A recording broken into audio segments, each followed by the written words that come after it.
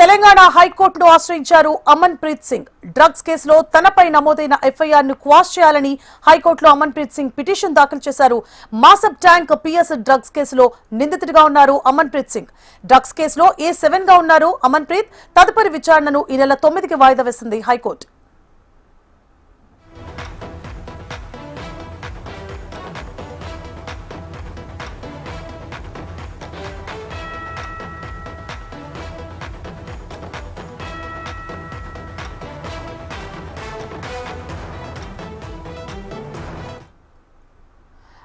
తెలంగాణ హైకోర్టును ఆశ్రయించారు అమన్ ప్రీత్ సింగ్. డ్రగ్స్ కేసులో తనపై నమోదైన ఎఫ్ఐఆర్ ను క్వాష్ చేయాలని హైకోర్టులో అమర్ ప్రీత్ సింగ్ పిటిషన్ దాఖలు చేశారు.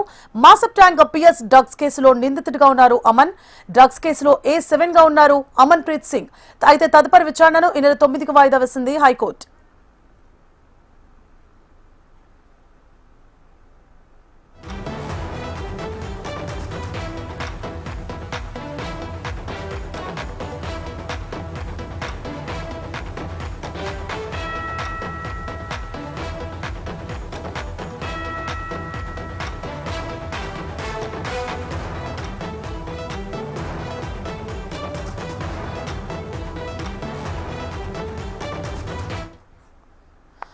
తనపై దాఖలైన డ్రగ్స్ కేసును క్వాష్ చేయాలని కోరుతూ తెలంగాణ హైకోర్టును ఆశ్రయించారు అమన్ ప్రీత్ సింగ్. దీనికి సంబంధించిన పూర్తి డీటెయిల్స్ ని మా ఏపీ బ్యూరో చీఫ్ రమణ అందిస్తారు.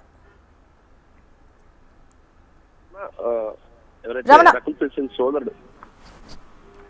సింగ్ సోదరుడు అమన్ ప్రీత్ సింగ్ ఎవరైతే ఉన్నారో తను డ్రగ్స్ కేసులో ఆయన్ని నిజంగా చేర్చడాన్ని ఆయన తప్పబడుతూ క్వాష్ పిటిషన్ అంటే ఎఫ్ఐఆర్ క్వాష్ చేయాలంటూ కూడా ఆయన హైకోర్టు ఆశ్రయించారు. అంటే మాసబ్ బ్యాంక్ పోలీసులు నమోదైన ఏదైతే కేసు ఉందో ఆ కేసులో తను A7 గా చేర్చారంటూ కూడా అది అంటే ఎవరైతే సహనిందితులు ఉంటారో ఆ సహనిందితులు ఇచ్చినటువంటి ఫిర్యాదు మేరకు వారిచ్చినటువంటి దానిపై నన్ను నిజంగా చేర్చడం కరెక్ట్ కాదంటూ కూడా తన అభ్యంతరాన్ని తెలిపారు.